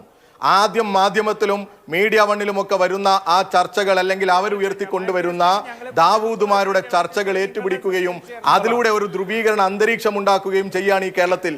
എല്ലാത്തിനെയും ആ തരത്തിലേക്ക് കൊണ്ടുപോവുക നിങ്ങൾ. ആന്റണി കേരളത്തിൽ പറഞ്ഞ സ്റ്റേറ്റ്മെന്റ് നമുക്ക് ഓർമ്മയില്ലേ? നിങ്ങളിപ്പോൾ VS-നെ കുറിച്ചാണ് പറയുന്നത്. VS എന്താ പറഞ്ഞത്? SLC-യെ കുറിച്ച് പറഞ്ഞു. എന്താ നിങ്ങളുടെ കയ്യിലുള്ളത്? നിങ്ങളൊന്ന് എടുത്തുവിട്. പിന്നെ ഏത് ബ്രാഞ്ച് സമ്മേളനത്തിൽ എന്ത് പറഞ്ഞു എന്നാ ഞാനത് എനിക്ക് വ്യക്തമായില്ല. ഞങ്ങളെ സംബന്ധിച്ചിടത്തോളം ഒറ്റ നിലപാടേ ഉള്ളൂ രാജു പി നായർ, വർഗീയതക്കെതിരെയുള്ള നിലപാടാ. അത് കേരളത്തിലായാലും ഇന്ത്യയിൽ എവിടെയായാലും ഞങ്ങൾ ആ നിലപാട് ഉയർത്തിപ്പിടിക്കും. ഇവിടെ നമുക്കറിയാലോ, ഇപ്പോൾ പലസ്തീൻ വിഷയമൊക്കെ വലിയ ചർച്ച നടക്കുന്ന സമയമാണ്. ഇപ്പോഴും പലസ്തീന 1.5 ലക്ഷത്തോളം ആളുകളെ കൊല ചെയ്യപ്പെടുന്ന സാഹചര്യം ഇവിടെ ഉണ്ട് എന്നുള്ള സാഹചര്യം നമുക്കറിയാം. ഈ സാഹചര്യത്തിലും കഴിഞ്ഞ ദിവസവും അവിടെ ഡൽഹിയിൽ യോഗം ചേർന്ന് ഞങ്ങളുടെ നേതൃത്വം തീരുമാനിച്ചത് രാജ്യവ്യാപകമായി യുദ്ധവിരുദ്ധ പരിപാടികൾ സംഘടിപ്പിക്കണം എന്ന് തന്നെയാണ്. ഇന്നും മുഖ്യമന്ത്രി CPM-ന്റെ പോളിറ്റ് ബ്യൂറോ മെമ്പർ ഇവിടെ കോഴിക്കോടും പ്രസംഗിച്ചത് അതാണ് ഒരു ഭാഗത്ത്. എന്നാൽ നിങ്ങളെടുത്ത സമീപനം എന്താ? നിങ്ങൾ BJP-യോട് ചേർന്ന് നിൽക്കുന്ന സമീപനമാണ്. എല്ലാ ഘട്ടത്തിലും BJP ഉണ്ടാക്കാൻ ശ്രമിക്കുന്ന പൊതുബോധത്തോട് ചേർന്ന് നിൽക്കുക ഒരു ഭാഗത്ത്, മറുഭാഗത്ത് ജമാഅത്തെ ഇസ്ലാമി പോലെയുള്ള ഈ വർഗീയ സ്വഭാവമുള്ള, വർഗീയത പടർത്തുന്ന, എന്തിനും വർഗീയതയും ധ്രുവീകരണവും കാണുന്ന പ്രസ്ഥാനങ്ങളെ കൂട്ടുപിടിച്ച് അവിടെ എന്തെങ്കിലും ലാഭമുണ്ടാക്കാൻ ശ്രമിക്കുക എന്നുള്ളതാണ് നിങ്ങൾ. അവിടെ ഒരു ധ്രുവീകരണത്തിനുള്ള കളമൊരുക്കുക എന്നുള്ളതാണ് നിങ്ങൾ ആലോചിച്ചു കൊണ്ടേയിരിക്കുന്നത്. അല്ലാതെ എന്ത് പ്രശ്നമാണ് ഇതിനകത്തുള്ളത്? ഓരോ വിഷയത്തെയും നിങ്ങൾ എടുത്തു നോക്ക്. ഇവിടെ ഇപ്പം അൻവർ പറഞ്ഞ ഓരോ വിഷയം എടുത്ത് നമുക്ക് പരിശോധിക്കാലോ. അതിനകത്ത് എന്താ ഞങ്ങൾ മറുപടി പറയാത്തത് ഉള്ളത്? അവിടെ എവിടെയാണ് ഗവൺമെന്റ് പ്രതിരോധത്തിലാകുന്നത്? ഗവൺമെന്റിന് ഈ അൻവർ, ഇന്ന് തന്നെ മുഖ്യമന്ത്രി പറഞ്ഞു, അൻവർ ഉന്നയിച്ച വിഷയത്തിൽ പരിശോധിക്കാം. അതോടൊപ്പം കുറെ പൊള്ളത്തരങ്ങൾ പറയാ ഈ കണക്കുകളൊക്കെ വെച്ച്. ഇവിടെ തന്നെ കേരളത്തിലെ വിദ്യാർത്ഥികൾ പോകുന്നു എന്നൊരു കണക്ക് ഇയാൾ പറഞ്ഞു. അതേപോലെ ഇദ്ദേഹം പറഞ്ഞു എന്താ പള്ളിയിൽ പോകുന്നത് ആ പ്രശ്നം ഒരിക്കൽ പറഞ്ഞില്ലേ, പിന്നെ അത് മാറ്റി പറഞ്ഞു. അങ്ങനെ പറഞ്ഞ് നേരത്തെ വന്ന ഒരാളുണ്ട്, ആരാ? അബ്ദുള്ള കുട്ടി, ഞങ്ങളെ പാർട്ടിയിൽ നിന്ന്. എന്നിട്ട് നിങ്ങളിൽ നിന്ന് BJP-യിലേക്കാണ് പോയത്. നിങ്ങൾ അതിനെ ഏറ്റുപിടിക്കുക. പൊതുവെ എനിക്ക് രാജു പി നായർ പോലെയുള്ള കോൺഗ്രസിന്റെ നേതാക്കന്മാരോടൊക്കെ പറയാനുള്ളത്, ഈ RSS ആഗ്രഹിക്കുന്നത് ഇതുപോലെയുള്ളൊരു ധ്രുവീകരണ. ഇപ്പൊ BJP-യുടെ നേതാവ് പറയുന്നത് കേട്ടില്ലേ? എന്തൊരു ശ്രദ്ധാപൂർവ്വം അവർ പരിശ്രമിച്ചുകൊണ്ടിരിക്കുന്നത്. ഇക്കഴിഞ്ഞ തെരഞ്ഞെടുപ്പിൽ, ലോക്സഭാ തെരഞ്ഞെടുപ്പിൽ BJP-യുടെ പ്രചരണം എന്താ? CPM എന്ന് പറഞ്ഞാൽ ന്യൂനപക്ഷ പ്രീണനം നടത്തുന്ന പാർട്ടിയാണ് എന്ന. ഇപ്പൊ തന്നെ അൻവറിന്റെ വിഷയം വന്ന സമയത്ത് K. സുരേന്ദ്രൻ ഇറക്കിയ സ്റ്റേറ്റ്മെന്റ് എന്താ? ആ സ്റ്റേറ്റ്മെന്റിൽ പറയുന്നത് എന്താണ്? അൻവറിനെ തള്ളാൻ CPM-ന് സാധിക്കാത്തത് എന്ന അദ്ദേഹത്തിന്റെ സ്റ്റേറ്റ്മെന്റ്. അതിന്റെ മൊന എന്താ? മൊന മറ്റൊന്നുമല്ല, മുസ്ലിം പ്രീണനമാണ് CPM നടത്തുന്നത് എന്നുള്ളതാ. എന്നാൽ അതിന് നിന്നു കൊടുക്കുക നിങ്ങൾ. അതേ സമയത്ത് മുസ്ലിം ലീഗുകാരുണ്ടല്ലോ, മുസ്ലിം ലീഗുകാർ, നിങ്ങളുടെ നേതാവല്ലേ PMA സലാം? എൻ്റെ ഒരു ഓഡിയോ ഉണ്ട്, ഞാൻ അയച്ചു തരാം. ഈ കോഴിക്കോട്ട് അങ്ങാടിയിൽ RSS-മായി ഞാൻ ഡീൽ ചെയ്തോളാം എന്ന് പറയുന്നതാണ് PMA സലാമിന്റെ സ്റ്റേറ്റ്മെന്റ്. RSS-മായി ഞാൻ കൈകാര്യം ചെയ്തോളാം എന്ന് പറയാ. അത് PMA സലാം മുസ്ലിം ലീഗിന്റെ നേതാവാ. എന്താ നിങ്ങൾക്ക് അതിനെക്കുറിച്ച് പറയാനുള്ളത്? ഇതുപോലെ തന്നെ നിങ്ങളുടെ നേതാവ് K. സുധാകരൻ പറഞ്ഞത് എന്താ? ഞങ്ങളെ ആക്ഷേപിച്ചുകൊണ്ട് പറഞ്ഞതാ, DYFI-ക്കാരും CPM-കാരും RSS-ന്റെ ശാഖ തകർക്കാൻ വരുമ്പോ അതിന് കാവൽ നിന്നവനാണ് ഞാൻ എന്ന് നെഞ്ചുവിരിച്ച് നിന്നവനാണ് ഞാൻ എന്ന് പറയുന്ന KPCC പ്രസിഡന്റാ കേരളത്തിലുള്ളത്. എന്നിട്ട് നിങ്ങൾ ഞങ്ങളെ പഠിപ്പിക്കാൻ വരിക. ഞങ്ങൾ ഉറപ്പിച്ചും തറപ്പിച്ചു പറയുന്ന മുഖ്യമന്ത്രി അത് പറഞ്ഞു, ഞങ്ങളുടെ നിലപാട് വർഗീയതക്കെതിരാ. അത് ഭൂരിപക്ഷ വർഗീയതയായാലും ഭൂരിപക്ഷ വർഗീയതയ്ക്കും ന്യൂനപക്ഷ വർഗീയതയ്ക്കും എതിരാണ് എന്നുള്ളതാണ് CPM പറയുന്നത്. ഈ കേരളത്തിലെ മുഖ്യമന്ത്രി അല്ലേ ഉള്ളൂ? RSS-നെതിരെ സംസാരിക്കുന്നത് ഒരു മുഖ്യമന്ത്രി പോലും അങ്ങനെ സംസാരിക്കുന്നില്ല. എന്നിട്ട് നിങ്ങൾ ഈ സ്റ്റേറ്റ്മെന്റുകളെ ഒക്കെ ആകെ വളച്ചു തിരിച്ചു കൊണ്ടുവരിക. ആന്റി നാഷണൽ എന്ന് പറയുന്ന ഒരു വാക്കുപയോഗിച്ച് അത് എന്തോ മുസ്ലിം വിരുദ്ധമാണ് എന്ന് പറഞ്ഞ് നിങ്ങൾ അങ്ങ് ഏറ്റെടുക്കുക. നിങ്ങൾ അങ്ങ് ഏറ്റെടുക്കുക. ഇന്ന് ഹിന്ദു തന്നെ പറഞ്ഞു അതിൽ ഇങ്ങനെ ഒരു ഭാഗം ഇല്ല എന്ന്. എന്നാ പിന്നെ അതിൽ നിൽക്കണ്ടേ. ഈ ജമാഅത്തെ ഇസ്ലാമിയുടെയും SDP-യുടെയും ആഗ്രഹപ്രകാരം നിങ്ങൾ തുള്ളരുത്. ഉണ്ടാക്കുന്ന കാഴ്ച നമ്മൾ കേരളത്തിൽ അപകടകരമായ ഒരു ഉണ്ടാകുന്നുണ്ടോ? അൻവർ കുറെ കാര്യങ്ങൾ പറഞ്ഞു. ശരി, അൻവറിന്റെ കാര്യം പരിശോധിക്കട്ടെ. മുഖ്യമന്ത്രി ഇന്ന് പറഞ്ഞു പരിശോധിക്കാമെന്ന്. അതിനുശേഷം അദ്ദേഹം കുറച്ചുകൂടി കടുപ്പിച്ച നിലപാടുകളൊക്കെ പറഞ്ഞു. ജില്ലാ സെക്രട്ടറി RSS എന്ന് വിളിച്ചു. 5 നേരം നിസ്കരിക്കുന്നതാണോ പ്രശ്നം എന്ന് ചോദിച്ചു. ഒരു മതധ്രുവീകരണത്തിന്റെ അന്തരീക്ഷം ഉണ്ടാവുന്നത് സമൂഹത്തിന് ഗുണകരമല്ല. രാഷ്ട്രീയമായിട്ട് സംസാരിക്കണമല്ലോ. അപ്പൊ അങ്ങനെ എല്ലാം ജമാഅത്തെ ഇസ്ലാമി കാണിച്ചു തരുന്ന വഴിയിലാണോ അങ്ങനെ കോൺഗ്രസും മുസ്ലിം ലീഗും ഒക്കെ മാറിയെന്ന് CPM ആക്ഷേപിക്കുന്നു? അഭിലാഷ്, ഞാൻ അത് വിശദീകരിക്കും. ഈ ചർച്ചയിൽ എനിക്കെന്ത് കാര്യം? രണ്ടാൾ ഇപ്പോ ഈ വസീഫിന്റെ പാർട്ടിയുടെ കൂടെയുള്ള ഒരു മുന്നണി CPI-ക്കാരെ ഈ ചർച്ചയ്ക്ക് അങ്ങ് വിളിച്ചേക്കാം എന്ന് വെച്ചാൽ നെഞ്ചത്ത് കൈവച്ച് പറയാൻ പറ്റുമോ? അവര് വരുവോ? അവരുടെ നിലപാട് കൃത്യമാണ് ഈ വിഷയത്തില്. ADGP അജിത് കുമാറിനെ RSS-നെ ഊഴം കാത്ത് പോയി കണ്ട പോലീസ് ഓഫീസറെ വെച്ചിട്ട് 1 ഇഞ്ച് മുന്നോട്ട് പോകാൻ പറ്റില്ല. അങ്ങനെ പോയാൽ ഇടതുപക്ഷമല്ല എന്ന് CPI പറഞ്ഞു. അവർ വിളിച്ചാൽ വരാത്തതിന് ഞങ്ങളുടെ മെക്കിട്ട് കയറിയിട്ട് കാര്യമില്ല. ഇനി ഇവിടെ പറഞ്ഞാൽ ഇപ്പൊ ഈ മുഖ്യമന്ത്രി ഫലസ്തീൻ വിഷയമൊക്കെ പറയുന്നു. ഫലസ്തീനിലൊക്കെ ഞങ്ങൾക്ക് നിലപാടുണ്ട്, മുസ്ലിം വിരുദ്ധത പറഞ്ഞിട്ടില്ല. അഭിലാഷ് അടക്കം പറഞ്ഞു VS അച്യുതാനന്ദന്റെ സ്റ്റേറ്റ്മെന്റ്. ആ സ്റ്റേറ്റ്മെന്റ് എങ്ങനെ ദുരുപയോഗം ചെയ്യപ്പെട്ടു എന്ന വസ്തുത അഭിലാഷിന് നിഷേധിക്കാൻ പറ്റുമോ? പിന്നെ ലവ് ജിഹാദ് CPM-ന്റെ ബ്രാഞ്ച് സമ്മേളനം ഞാൻ വിശദീകരിക്കാം അഭിലാഷെ. 1-2 വർഷങ്ങൾക്ക് മുമ്പാണ് കോഴിക്കോട് കോടഞ്ചേരിയിൽ വസീഫിന്റെ ഒരു സഖാവ്, ഒരു DYFI പ്രവർത്തകൻ, ഒരു പെൺകുട്ടിയെ വിവാഹം കഴിച്ചത്. രണ്ടുപേരും 2 വ്യത്യസ്ത സമുദായത്തിൽ ജനിച്ചവരാണ്. അവിടെ വലിയൊരു പ്രശ്നമുണ്ട്, ഒരു വലിയ പ്രതിഷേധം നടന്നു. ആ പ്രതിഷേധത്തിന്റെ ഭാഗമായി അവിടെ CPM-ന്റെ നേതാവായിരുന്ന മുൻ MLA ആയിരുന്ന ജോർജ് തോമസ് ആയിരിക്കണം. അദ്ദേഹത്തോട് ചോദിച്ചപ്പോൾ അദ്ദേഹം പറഞ്ഞത് കഴിഞ്ഞ പാർട്ടി സമ്മേളനത്തിൽ ഞങ്ങൾക്ക് പ്രസംഗിക്കാൻ തന്നിട്ടുള്ള കൈപ്പുസ്തകത്തിൽ ഇത് എഴുതി വച്ചിട്ടുണ്ട് എന്ന്. ആ വാക്ക് കേരളത്തിൽ ഉപയോഗിച്ച CPM നേതാവ് ജോർജ് തോമസ് ഞാൻ മനസ്സിലാക്കുന്നത് ശരിയാണെങ്കിൽ വസീഫിന്റെ ജില്ലയായ കോഴിക്കോട്ട് ഇപ്പൊ CPM-ന്റെ ജില്ലാ കമ്മിറ്റി മെമ്പറാണ്. എളമരം കരീം അദ്ദേഹം പറഞ്ഞെന്താണെന്നറിയോ? കുറ്റ്യാടിയിൽ നിന്ന് നാദാപുരത്ത് നിന്ന് മുസ്ലിം പെൺകുട്ടികളെ പ്രത്യേകം റിക്രൂട്ട് ചെയ്തിട്ട് ഡൽഹിയിലേക്ക് പോവാണ്. തീവ്രവാദ സംഘടനകളുടെ ഭാഗമാകുന്നു. ഞാൻ പറഞ്ഞു പൂർത്തിയാക്കട്ടെ. അത്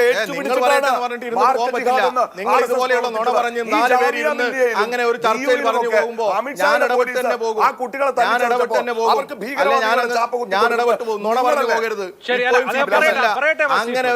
അങ്ങനെ ഒരു അബദ്ധം പറഞ്ഞതിന്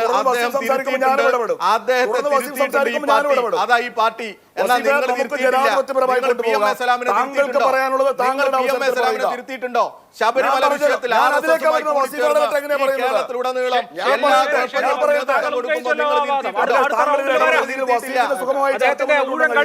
നിങ്ങൾ തിരുത്തിയിട്ടില്ല.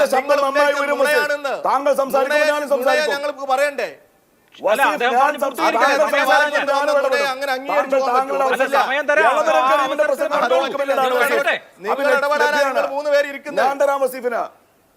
ഞാൻ പറഞ്ഞല്ലോ. പിന്നെ BJP ദുരുപയോഗം ചെയ്തു എന്നാണോ?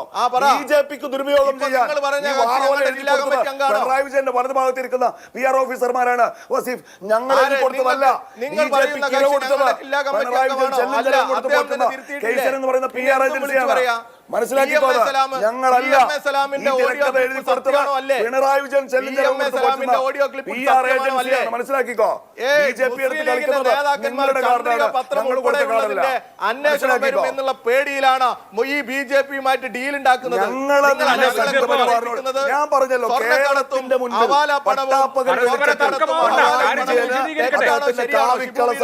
വെളിവായതിന്റെ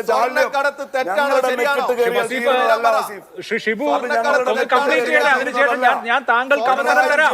നിങ്ങൾ രണ്ടുപേരും ഒരുമിച്ച് സംസാരിച്ചാലേ ആളുകൾക്കൊന്നും മനസ്സിലാവില്ല. രാഷ്ട്രീയ സംവാദം അതിന്റേതായ മെറിറ്റിൽ നടക്കട്ടെ.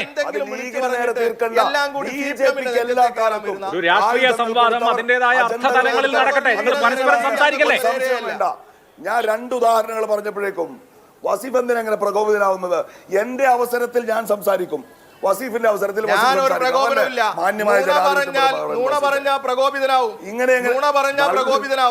നിങ്ങൾ ഈ വെറുതെ ഇരുന്നിട്ട് നുണ പറയരുത്.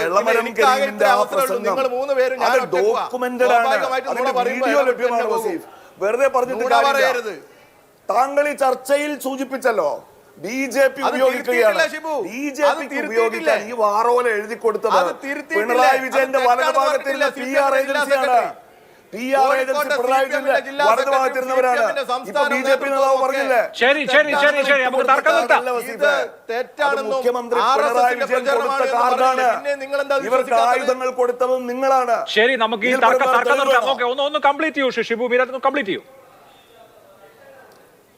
ഓക്കെ, ശ്രീ രാജു പി നായർ, ഞാൻ പറഞ്ഞത് ഇത്രയുമാണ് അഭിലാഷ്. അത് കൺക്ലൂഡ് ചെയ്തോളൂ. ഈ വിഷയം വർഗീയമായി ധ്രുവീകരണത്തിന്, രാഷ്ട്രീയ ധ്രുവീകരണത്തിന് ദുരുപയോഗം ചെയ്യാൻ BJP കാത്തു നിൽക്കുമ്പോൾ പിണറായി വിജയന്റെ വലതുഭാഗത്തിരുന്ന PR ഏജൻസി ഇങ്ങനെയൊന്ന് പറഞ്ഞിരിക്കുന്നു. ആ PR ഏജൻസിയുടെ പേര് പോലും ഇവിടെ വസീഫും മിണ്ടൂല, പിണറായി വിജയനും മിണ്ടൂല. ഈ PR ഏജൻസി എവിടുന്നാ വന്നത്? പിണറായി വിജയന്റെ കൂടെ ഇരിക്കുന്ന PR ഏജൻസി വർഗീയ ധ്രുവീകരണം നടത്താൻ ശ്രമിക്കുന്നു എന്ന് പറഞ്ഞാൽ കാര്യങ്ങൾ കുറെ കൂടി ഗൗരവമാണെന്ന്. ഇത് വളരെ അപകടകരമായ അജണ്ടയാണ് ഇവർ മുന്നോട്ട് വെക്കുന്നത്. ഫലസ്തീൻ കാർഡ് കുറെ കളിച്ചു, അത് ചെലവാവില്ല എന്ന് കണ്ടപ്പോ ആ കാർഡ് താഴെ വെച്ചിട്ട് വേറൊരു കാർഡ് എടുത്ത് കളിക്കാണ് ഇവര്. അത് മലപ്പുറത്തിന്റെ നെഞ്ചത്തേക്ക് വേണ്ടാന്ന് ഞങ്ങൾ പറഞ്ഞത്. ശരി, ഓക്കെ. ഇവിടെ ശ്രീ രാജു പി നായർ, മലപ്പുറത്തിന്റെ നെഞ്ചത്ത് കയറുന്ന പ്രശ്നമുണ്ടോ? മലപ്പുറം അഭിലാഷ് ഒറ്റ കാര്യം, മലപ്പുറം ആരുടെ ഇവർക്ക് കുത്തക എഴുതി കൊടുത്തത്? ഇവരാരാ മലപ്പുറത്തിന്റെ? അല്ല, മലപ്പുറം എന്ന് പറയുന്നത് അവിടുത്തെ മുഴുവൻ ജനങ്ങളും മുഴുവൻ രാഷ്ട്രീയ കക്ഷികളും മുഴുവൻ സമൂഹവും മലപ്പുറത്ത് മുസ്ലിംകരമായ സാഹചര്യം. നിങ്ങൾക്കാരായി കുത്തക വന്നത്? ശരിയല്ല, ആർക്കും എവിടെയും ആരുടെയും കുത്തകയില്ല. നമ്മൾ വെറുതെ അത്തരത്തിലുള്ള തർക്കത്തിലേക്ക് പോകണ്ട. പരിധിയില്ലല്ലോ.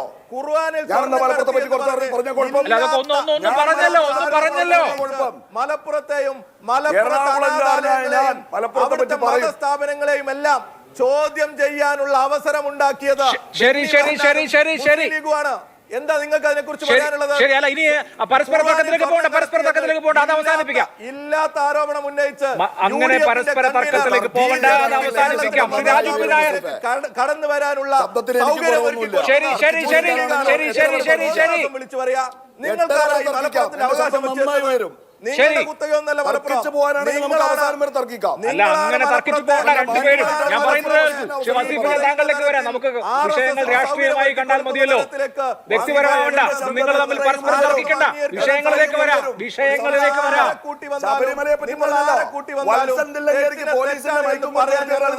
അറിയോ? മതി രണ്ടുപേരും കേൾക്കൂ. ഞാൻ പറയുന്നത് കേൾക്കൂ. നിങ്ങൾ തമ്മിലുള്ള പരസ്പര തർക്കത്തിന്റെ വേദിയാക്കണ്ടേ? ഞാൻ പറയുന്നത് കേൾക്കൂ. നമുക്ക് വിഷയങ്ങൾ ചർച്ച ചെയ്യണ്ടേ? നമുക്ക് വിഷയങ്ങൾ ചർച്ച ചെയ്യണ്ടേ? വെറുതെ ലീഗ് CPM അങ്ങോട്ടും ഇങ്ങോട്ടും വിഴുപ്പലക്കലാവണ്ട.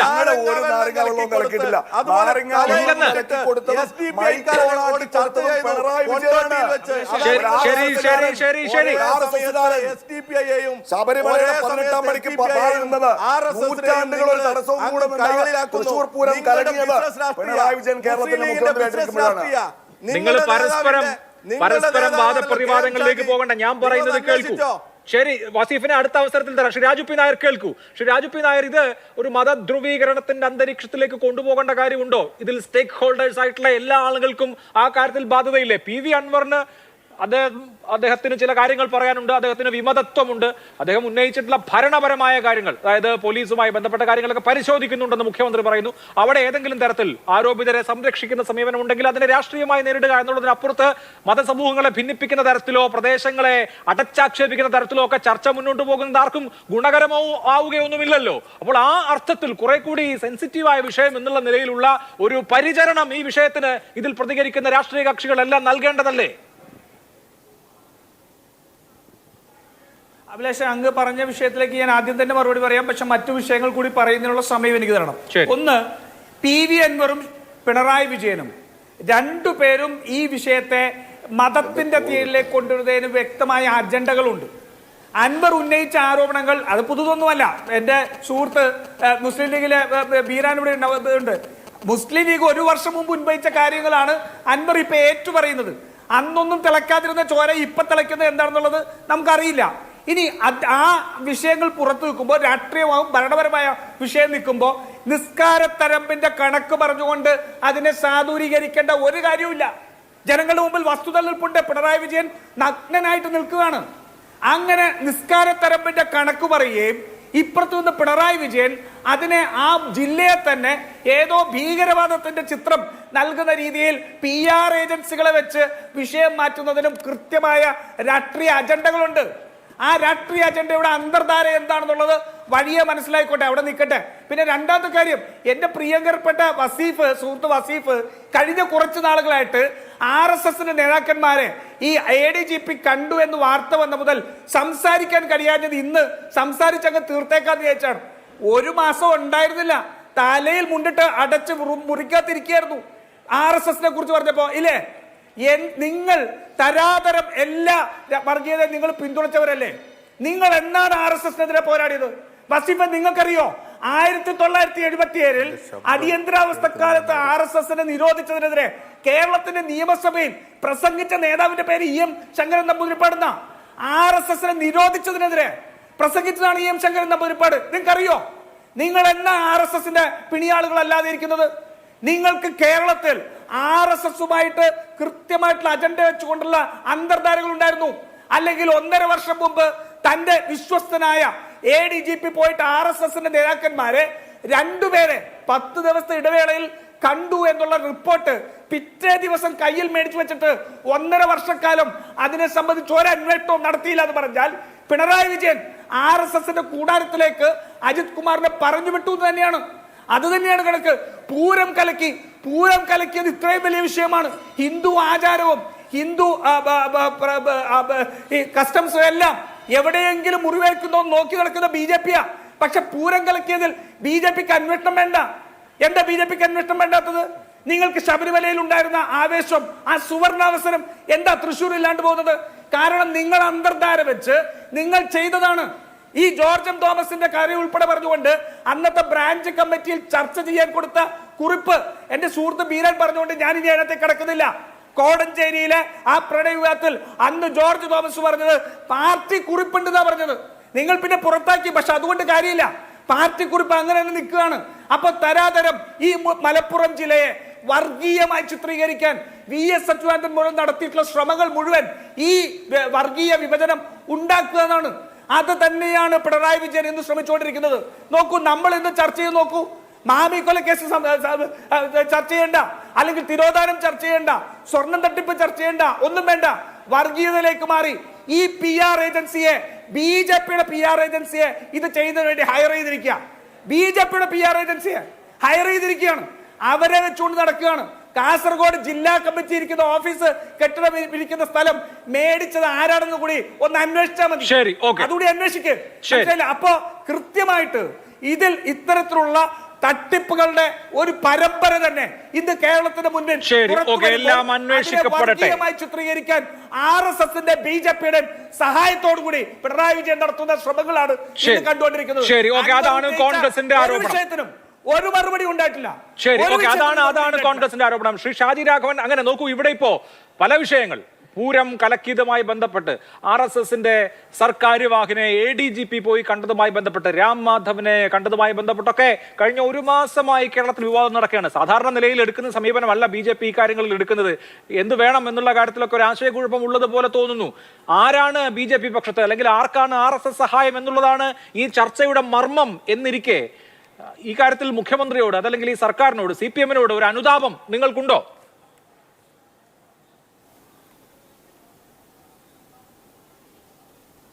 അഭിലാഷ, ചർച്ചയുടെ ആദ്യത്തെ ഘട്ടത്തിൽ ഞാൻ പറയാൻ ആഗ്രഹിച്ച കാര്യങ്ങൾ മുഴുവിപ്പിക്കാൻ സമ്മതിച്ചില്ല. എനിക്കിത്തിരി സമയം തരണം. കാരണം ഈ ചർച്ചയിൽ 3 പേരും കൂടുതൽ പറഞ്ഞത് RSS BJP കാര്യങ്ങളാണ്.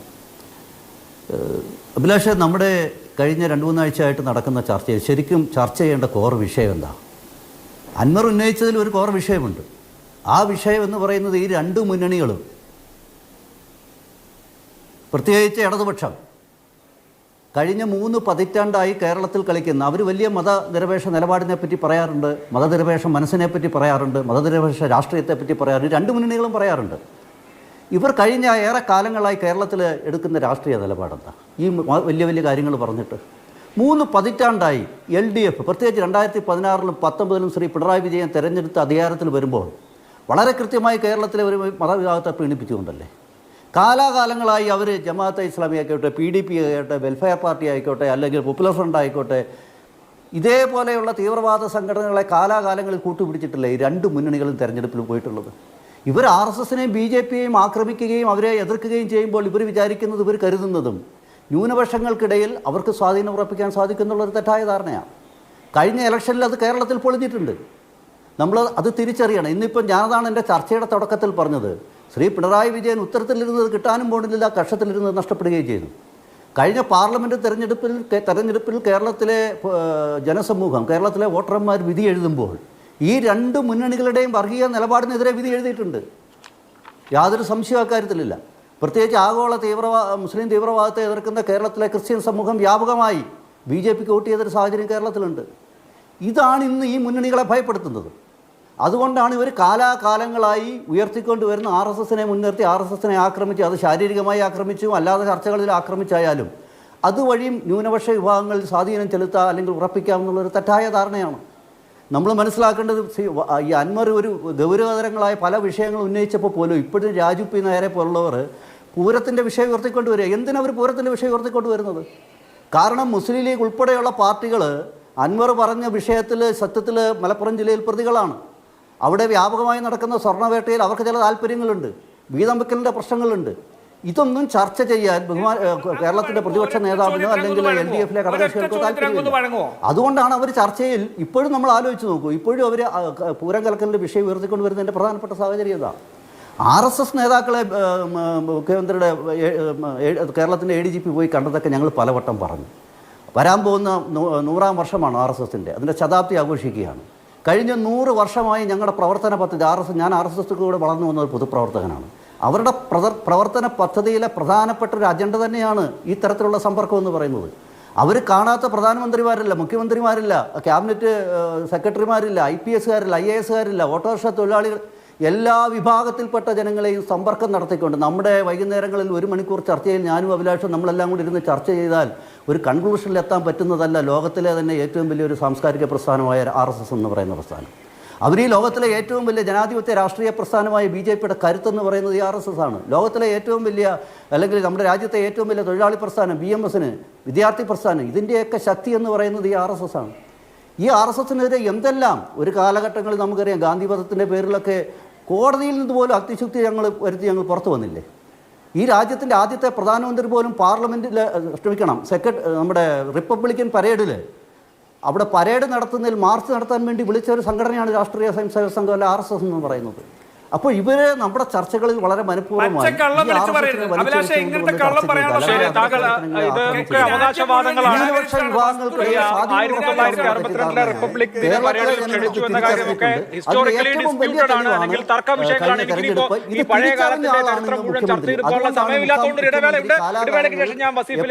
ചർച്ചയുടെ അവസാന ഭാഗമാണ്. ഷിവി വസീഫ്, വളരെ സ്പെസിഫിക് ആയി ചോദിച്ചാൽ, ഇപ്പോൾ CPMനെ സംബന്ധിച്ച്, ഇടതുമുന്നണിയെ സംബന്ധിച്ച് ന്യൂനപക്ഷ പ്രീണനം, കുറച്ചുകൂടി സ്പെസിഫിക് ആയി പറഞ്ഞാൽ മുസ്ലിം പ്രീണനം എന്നൊരു ആരോപണം കഴിഞ്ഞ ലോക്സഭാ തെരഞ്ഞെടുപ്പ് അതിനെ തുടർന്നുള്ള ഘട്ടങ്ങളിലൊക്കെ ഉണ്ടായിരുന്നു.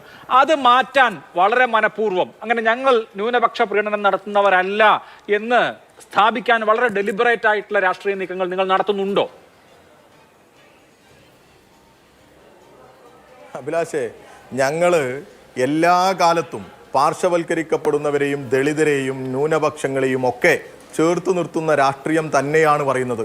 ഇവർ പറയുന്നത് പോലെ ഞങ്ങളുടെ ബ്രാഞ്ച് സമ്മേളനങ്ങളിലും ഞങ്ങളുടെ റിപ്പോർട്ടിങ്ങുകളിലും ഒക്കെ ഞങ്ങൾക്ക് പ്രസംഗിക്കാൻ തരുന്നത് ആ പോയിന്റാണ്. അത് വേണമെങ്കിൽ ഈ രാജു പി നായർക്കും ഈ പറയുന്ന ബീനാരുമൊക്കെ ഞാൻ അയച്ചു തരാം. അതുകൊണ്ട് ഞങ്ങൾ ഒരിക്കലും ഒരു പ്രീണനത്തിനും വേണ്ടിയിട്ടല്ല, ഞങ്ങളുടെ ഒരു രാഷ്ട്രീയ നിലപാടാണ് ഈ രാജ്യത്ത് ഞങ്ങൾ നടപ്പിലാക്കിക്കൊണ്ടിരിക്കുന്നത്. അതിനുവേണ്ടിയാണ് ഞങ്ങൾ, വോട്ടിന് വേണ്ടി നിലപാട് സ്വീകരിക്കുന്നവരല്ല. ഡൽഹിയിൽ ഒരു നിലപാടും കേരളത്തിൽ മറ്റൊരു നിലപാടും സ്വീകരിക്കുന്നത് ഈ രാജു പി നായരുടെ പാർട്ടിയാണ്. ഇവിടെ തന്നെ നോക്കൂ നിങ്ങൾ, VD സതീശനാണ് ഇവരുടെ നേതാവ്. ഗുരുജി ഗോൾവാൾക്കറുടെയും സവർക്കറുടെയും ചിത്രത്തിന് താഴെ ദീപം തെളിയിച്ചവരാണ് ഇവര്. അതേപോലെ ഒറ്റ മിനിറ്റ്, അതുപോലെ തന്നെ ഇപ്പൊ വലിയ ജനാധിപത്യ ബോധം പോയോ? 3 പേർക്കും ഞാൻ ഒറ്റക്കായിട്ട്, നിങ്ങൾക്ക് ധൈര്യം പോരെ? രാജു പി നായർ, നിങ്ങൾ 3 പേർക്കും ഞാൻ ഒറ്റക്കായിട്ട് ധൈര്യമില്ലേ? ധൈര്യമില്ലേ? തന്റെ എന്റെ മറുപടി കേൾക്കാൻ കേരളത്തിന്റെ നിയമസഭയിൽ RSS നിരോധിച്ചതിനെതിരെ നാണമില്ലാതിരിക്കുന്നവരാണ് ഈ പി രാജു പി നായരുടെ പാർട്ടി. എങ്ങനെയാണ് RSSന്റെ ശാഖയ്ക്ക് കാവൽ നിന്നു എന്ന് പച്ച മലയാളത്തിൽ പറഞ്ഞ ആളാണ് ഈ പറയുന്ന രാജു പി നായരുടെ സംസ്ഥാന അധ്യക്ഷൻ. മറ്റൊരാളാണ് ഇപ്പൊ ഷിബു മീരാൻ പറയട്ടെ, യുഡിഎഫിന്റെ കൺവീനറാണ് സ്വർണ്ണക്കടത്ത് മോഡിക്ക് കത്തയച്ചത്. ഖുർആനിൽ സ്വർണം കടത്തിയെന്ന് ബെന്നി ബഹന്നാന കത്തയച്ചത്. കേരളം മറന്നുപോയിട്ടില്ല. അങ്ങനെ കത്തയച്ച് മോഡിയെ കൊണ്ടുവന്ന് അദ്ദേഹത്തിന്റെ ഏജൻസികളെ കൊണ്ടുവന്ന് ഇവിടത്തെ മതസ്ഥാപനങ്ങളിലേക്ക് കയറ്റാനായിരുന്നു ഇവരുടെ ഗൂഢാലോചന. എന്തേ ബെന്നി ബഹന്നാന്റെ കത്തിനെ കുറിച്ച് ഷിബു വീരാന് മിണ്ടാട്ടില്ലേ? മിണ്ടില്ല. കാരണം എന്താ അറിയോ? ഇവർക്ക് ബിസിനസ് ആണ് പ്രധാനം, ഇവർക്ക് ഇവരുടെ അധികാരമാണ് പ്രധാനം. ബിസിനസ് പാർട്ടിയായ മുസ്ലിം ലീഗാണ് ഈ മലപ്പുറത്തെ നശിപ്പിക്കുന്നത്. മലപ്പുറത്തെ പാവപ്പെട്ട വിശ്വാസികളെ ചൂഷണം ചെയ്ത് അവരുടെ വോട്ട് വാങ്ങി ജയിക്കുക എന്നല്ലാതെ അവർക്ക് വേണ്ടി എന്ത് പ്രവർത്തിക്കുന്നവരാ ഇവര്?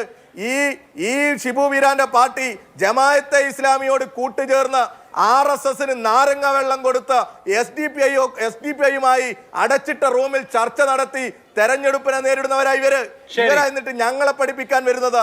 ഞങ്ങൾ എല്ലാ കാലത്തും ന്യൂനപക്ഷങ്ങളെയും ദളിതരെയും ചേർത്ത് നിർത്തുക. ഇപ്പൊ BJP പറയുന്നു, BJP ഇപ്പൊ കേരളത്തിൽ അങ്ങ് ക്രിസ്ത്യൻ സ്നേഹവും പറഞ്ഞ് നടക്കുക. കേരളം വിട്ടാൽ ഇവരുടെ സ്ഥിതി എന്താ? ഈ ക്രിസ്ത്യൻ വിഭാഗത്തെയും ദളിതരെയും അടിച്ചു കൊല്ലുന്ന കാഴ്ചപ്പാട്, അടിച്ചു കൊല്ലുന്ന നിലപാട് ഇവർ സ്വീകരിക്കുന്നത്, അവരെ ആക്രമിക്കുന്ന നിലപാടാണ് സ്വീകരിക്കുന്നത്. ഇപ്പൊ ഈ മുസ്ലിം ലീഗിന്റെ പ്രതിനിധി ഇരിക്കുന്നുണ്ടല്ലോ, ഒന്ന് ചോദിക്ക്, വൺ നേഷൻ വൺ ഇലക്ഷൻ നിലപാട് ആ ഒരു ഞങ്ങള് കോഴിക്കോട്ട് ഒരു ഫലസ്തീൻ സെമിനാർ സംഘടിപ്പിച്ചിട്ടുണ്ട്. ലീഗ് ഒന്ന് വരുമോ? ലീഗ് ന്യൂനപക്ഷങ്ങളുടെ അവകാശങ്ങൾക്ക് വേണ്ടി പോരാടുന്ന പാർട്ടിയാണ്. പറഞ്ഞത് MP ഗോവിന്ദൻ മാഷാണ് കേട്ടോ. 5-6 മാസങ്ങൾക്ക് മുൻപ് യൂണിഫോം സിവിൽ കോഡ് ഞങ്ങളുടെ ഒരു സെമിനാർ ഉണ്ട്. ലീഗ് ഒന്ന് വരാമോ? കാരണം ലീഗ് ശുദ്ധ മതനിരപേക്ഷത പറയുന്ന പാർട്ടിയാണ്. 6 മാസം മുമ്പ് നിങ്ങളുടെ നിലപാടായിരുന്നു.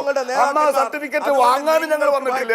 ഇപ്പൊ നിങ്ങളുടെ വർഗീയ ചാപ്പ പേരാനും ഞങ്ങളെ കിട്ടില്ല. UCC സിവിൽ കോഡിന് അതേപോലെ തന്നെ ഫലസ്തീൻ സെമിനാറിന് ഞങ്ങൾക്ക് കസേരയിട്ട് കാത്തിരുന്നിട്ട് 6 മാസമായി ഞങ്ങൾക്ക് സർട്ടിഫിക്കറ്റ് അറിയാമല്ലോ. പാർട്ടിയാണ്, അവകാശ പോരാളികളാണ്. പറഞ്ഞത് വസീഫിനേക്കാൾ വലിയ നേതാവ് MP ഗോവിന്ദൻ മാഷ് 6 മാസം കഴിഞ്ഞില്ല. ഇപ്പോഴത്തെ നിലപാട് മാറിയതുകൊണ്ട് ഞങ്ങൾ അന്നും ആരോപണ പ്രത്യാരോപണങ്ങൾ തുടരും. നമുക്ക് നാളെ ഇതിൽ എന്ത് സംഭവിക്കുമെന്ന് അറിഞ്ഞിട്ട് നാളെ ചർച്ച ചെയ്യാൻ സംസാരിക്കാം. വളരെ നന്ദി 4 പേർക്കും. സൂപ്പർ പ്രൈം ടൈം അവസാനിക്കുന്നു. നമസ്കാരം.